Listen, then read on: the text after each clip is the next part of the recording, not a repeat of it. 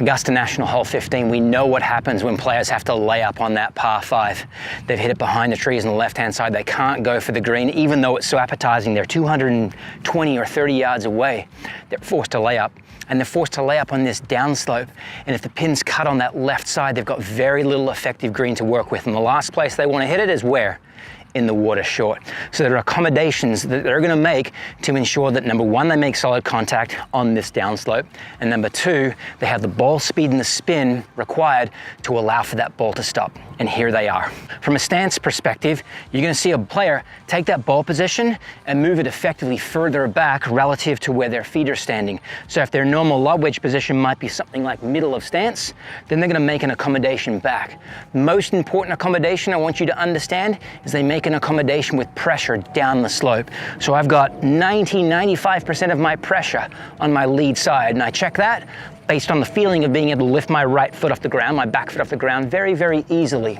So as I get into my stance right here, then I get the impression that my pressure needs to stay on the lead side, and I need to feel like I'm swinging down the slope. Even though you might have the impression in your mind that you need to get the ball up in the air, we're not trying to stop it with trajectory. We're trying to stop it based on solid contact, number one, and number two, having an ample amount of spin. So clean the lob wedge face, pressure down the slope, feel like I'm swinging down the slope, and I try and create a little bit of a cut blow, which we'll see in the B-roll here in just a little bit.